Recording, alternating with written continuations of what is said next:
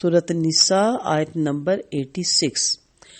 وَإِذَا حُيِّيتُم بِتَحِيَّةٍ فَحَيُّوا بِأَحْسَنَ مِنْهَا أَوْ رُدُّوهَا إِنَّ اللَّهَ كَانَ عَلَى كُلِّ شَيْءٍ حَسِيبًا۔ اور جب تمہیں سلامتی کی کوئی دعا دی جائے تو تم اس سے اچھی سلامتی کی دعا دو یا جواب میں وہی کہہ دو، بے شک اللہ ہمیشہ سے ہر چیز کا پورا حساب کرنے والا ہے۔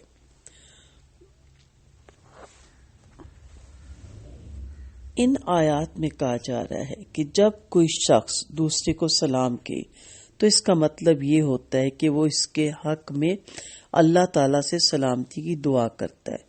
شرعی نقطہ نظر سے آپس میں سلام کہنا نہایت پسندیدہ عمل ہے، کیونکہ اس سے اسلامی معاشرے میں اخوت پیدا ہوتی ہے۔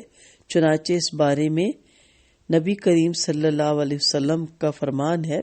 سیدنا عبداللہ بن عمر رضی اللہ عنہ کہتے ہیں کہ ایک شخص نے آپ صلی اللہ علیہ وسلم سے پوچھا کہ بہتر اسلام کون سا ہے، تو آپ صلی اللہ علیہ وسلم نے فرمایا یہ کہ تم دوسروں کو کھانا کھلاؤ اور اسے بھی سلام کرو جسے تم جانتے ہو اور اسے بھی جسے تم نہیں جانتے۔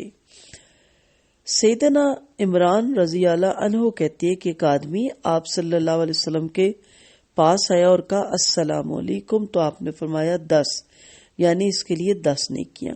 پھر ایک اور آدمی آیا اور اس نے کہا السلام علیکم ورحمۃ اللہ، تو آپ نے فرمایا 20۔ پھر ایک اور آدمی آیا تو اس نے کہا السلام علیکم ورحمۃ اللہ وبرکاتہ، تو آپ نے فرمایا 30، یعنی 30 نیکیوں کا ثواب اسے ملا۔ آپ صلی اللہ علیہ وسلم نے فرمایا جب تم میں سے کوئی اپنے بھائی کو ملے تو اسے سلام کے، پھر اگر ان دونوں کے درمیان کوئی درخت، دیوار یا پتھر آ جائے پھر اس سے ملاقات کرے تو پھر سلام کہے۔ آپ صلی اللہ علیہ وسلم نے فرمایا چھوٹا بڑے کو سلام کرے، چلنے والا بیٹھے ہوئے کو سلام کرے، تھوڑے آدمی زیادہ کو سلام کرے، سوار پیدل چلنے والے کو سلام کرے اور چلنے والا کھڑے کو سلام کرے۔ سیدنا عائشہ رضی اللہ عنہا فرماتی ہیں کہ چند یہودی آپ صلی اللہ علیہ وسلم کے پاس آئے اور کہا السلام علیکم، تجھے موت آئے۔ میں سمجھ گئی وہ کیا کہہ رہے ہیں۔ میں نے کہا علیکم السلام واللعنہ۔ آپ صلی اللہ علیہ وسلم نے فرمایا ٹھہرو عائشہ، اللہ ہر کام میں نرمی کو پسند کرتا ہے۔ میں نے جواب دیا یا رسول اللہ آپ نے سنا نہیں وہ کیا کہہ رہے ہیں؟ آپ نے فرمایا میں نے وعلیکم تو کہہ دیا تھا۔ تو جب آپ کو لگے کہ کوئی اس طرح کا سوال کفار اور یہود و نصارہ کر رہے ہیں تو اس وقت آگے صرف وعلیکم کہنا ہے۔